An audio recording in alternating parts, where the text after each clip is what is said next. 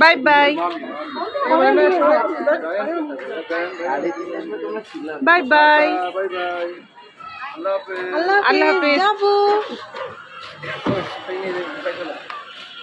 আসসালামু আলাইকুম, কি অবস্থা আপনাদের সবার? সবাই নিশ্চয়ই ভালো আছেন। আলহামদুলিল্লাহ আমরাও সবাই ভালো আছি। এটা ছিল শুক্রবার আর এখন বেলা 12:15 কি 12:30 বাজে। আজকের ভিডিওতে প্রথমেই আপনাদেরকে রান্নার পাতিলগুলো দেখাচ্ছি। এই পাশে হচ্ছে খাসির মাংস রান্না করেছে। আজকের রান্নাগুলো আমার শাশুড়ি আর চাচি শাশুড়ি মিলে রান্না করেছে। এই পাশে হচ্ছে রোস্ট, আর প্রথমে তো আপনাদেরকে ডাল আর পোলাও দেখালাম, আর এই দিকটাতে হচ্ছে কোরাল মাছ ভুনা আর কাবাব ভাজা হচ্ছে। রান্না তো শেষ, বাসার মেয়েরা এখন গোসল করে নামাজ পড়ে নেবে, আর এদিকে আস্তে আস্তে এখন টেবিলটা গুছিয়ে নেওয়া হচ্ছে। এই পাশে টেবিলে সালাদ দেওয়া হয়েছে, তারপর প্লেট গ্লাস দিয়ে টেবিলটা একদম গোছানো শেষ। সবাই নামাজ পড়ে আসলেই যেন খেতে বসতে পারে।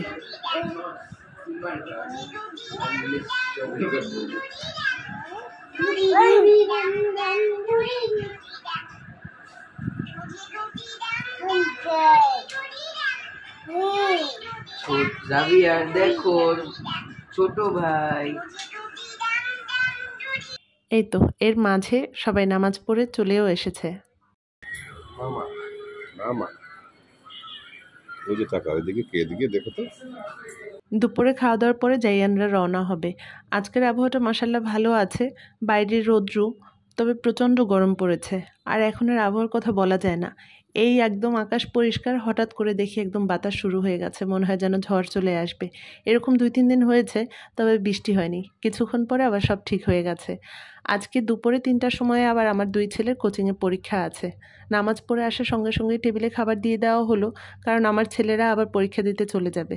আর এই যে আমি প্লেটে করে আমার ছোট ছেলের জন্য ভাত নিয়ে নিয়েছি। ওকে একা খেতে দিলে ও ঘন্টা পার করে দিবে। আড়াইটার মধ্যে ওদেরকে বের হতে হবে। 3টার সময় পরীক্ষা, তো আড়াইটার মধ্যে বের না হলে দেখা যাবে পরীক্ষা দিতে আর কি 3টার মধ্যে পৌঁছতে পারবে না।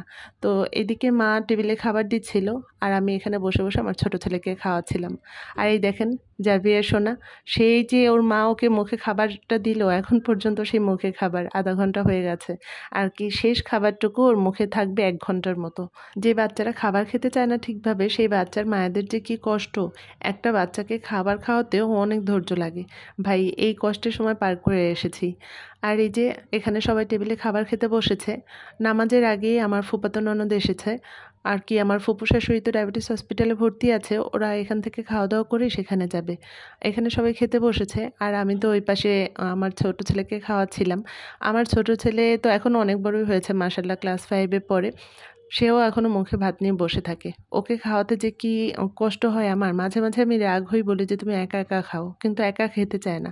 আবার একা যদি 2-1 সময় আমি দিয়ে দিই, দেখা যায় যে ও পেট ভরে খায়ও না, অল্প একটু খেয়ে উঠে গেছে। তখন আমারই মনে হয় যে এর চাইতে যদি আমি নিজে হাতে খাবার খাইয়ে দিতাম, তাহলে ও পেট ভরে খেত। ছোটবেলা আমার ছোট ছেলে যখন মুখে ভাত খাওয়া শুরু করেছে, তখন বড় ছেলের সঙ্গে একসঙ্গে ওকে খাবার খাইয়ে দিতাম। 2 ছেলেকে আর কি 1 প্লেটেই খাবার নিতাম, 2 ছেলেকে একসঙ্গেই খাবার খাওয়াতাম। আলাদা করে খাবার খাওয়াতে গেলে দেখা যেত যে দেরি হয়ে যাচ্ছে অনেক, তাই একসঙ্গেই 2 জনকে খাওয়ানোর চেষ্টা করতাম। দুপুরবেলা খাওয়া দাওয়ার পরে দইও ছিল। আমাদের বাসায় আবার টক দইটা খাওয়া হয় অনেক। মিষ্টি দই যে লাস্ট কবে এনেছে আমার মনে পড়ে না। আর টক দইয়ের সঙ্গে এই পাশে ছিল খেজুরের গুড়। ইচ্ছে করলে কেউ চিনি দিয়েও খেতে পারে। আমাদের বাসায় চিনি, গুড় 2টা দিয়েই খাওয়া হয়। সবাইকে খাওয়ানো তো শেষ, আর এরপরে আমরা মেয়েরা সবাই খেতে বসেছি। আপনাদের ভাইয়া আমার 2 ছেলেকে কোচিংয়ে নিয়ে গিয়েছে। তো যাওয়ার সময় বলছিল যে মামুনি আজকে ফিপিনের যাওয়াই লাগবে, আজকে না গেলে হতো না, আর কি জাইয়ানের জন্য মনটা খারাপ আছে। তো আমি ওদেরকে বললাম যে তোমরা কোচিং থেকে আসার পরে ওরা ঢাকা রওনা হবে। খাওয়া দাওয়ার পরে আমরা মেয়েরা ওইখানে বসে গল্প করছিলাম, কত রকমের গল্প, কত হাসাহাসি, সুন্দর একটা সময় কাটলো। এর মাঝে বুসরার যাওয়ারও সময় হয়েছে। ওরা এখান থেকে ডায়াবেটিস হসপিটালে যাবে। আর ওই দেখেন ওই যে গ্লাসটা দেখছেন, ওই গ্লাসের ওই পাশে একদম সিমেন্ট দিয়ে ভরা। আমাদের পাশে একটা বিল্ডিং হচ্ছে, সেই বিল্ডিংয়ের যত কাজ ওই সিমেন্টগুলো সব ওই গ্লাসের উপরে পড়া, এই জন্যই গ্লাসটা ওইরকম হয়ে আছে। বুসরা আসার সময় আইসক্রিম নিয়ে এসেছিল, বিকেলবেলা আমরা সবাই মিলে আইসক্রিম খেয়েছি। ওইদিকে স্বর্ণাদের যাওয়ারও সময় হয়ে গেছে। এখন বিকেল প্রায় 5:15 বাজে। আমার ছেলেরা চলে এসেছে। অন্যদিন তো আর কি অন্য সময় যখন পরীক্ষা দিয়ে ওরা আসে, বাসায় আসতে আসতে আর কি 5:30 5টা কি 5:45 বাজে আর কি। পরীক্ষা শেষ হলে বন্ধুদের সঙ্গে একটু গল্প করে, একটু দুষ্টুমি করে তারপরে বাসায় আসে।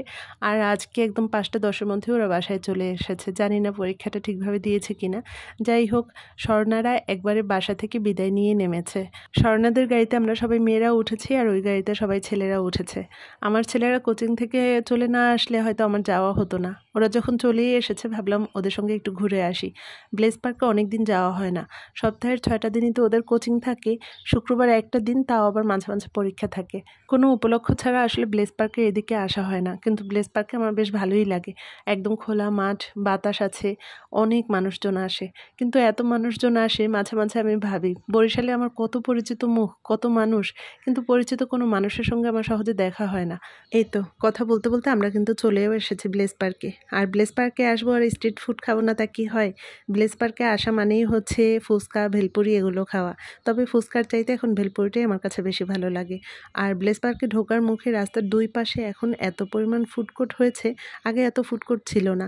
আর ফুড কোর্টগুলোতে নানা ধরনের খাবার পাওয়া যায়। মানুষ পছন্দ করে অনেক খাবারগুলো, কারণ এত পরিমাণ ভিড় থাকে। আর মানুষ মনে করে যে কষ্ট করে বাসায় বানাবো কি, একটু ঘোরাও হবে আর বাইরে গিয়ে একটু মজার মজার খাবার খাওয়াও হবে। তো আমরা ভেলপুরি খেয়েছিলাম, তারপরে চিকেন মোমো খেয়েছিলাম সবাই মিলে। আর এখন স্বর্ণাদের যাওয়ার সময়ও হয়ে গেল। জসিম ভাই আবার বাসার জন্য কিছু খাবার কিনে দিয়েছিল। আর এই তো ওরা এখন বিদায় নিচ্ছে, আবার সে কোরবানিতে আসবে।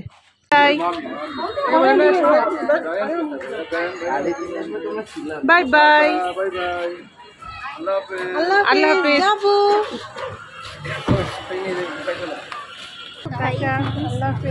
তাড়াতাড়ি এসে পড়িও। আচ্ছা, ওদেরকে বিদায় দিয়ে আমরা আর বাসায় গেলাম না, কারণ সন্ধ্যা হতে তো এখন অনেকটা দেরি। ভাবলাম এত তাড়াতাড়ি বাসায় গিয়ে কী করব। তাছাড়া ব্লেস পার্কে এদিকে তো সহজে আসাও হয় না, ভাবলাম আরেকটু সময় এখানে থেকে যাই। আর এই দেখেন, এই যে ব্লেস পার্কের পুকুরটি দেখছেন, পুকুর কি বলবো, এটা তো একটা দিঘি।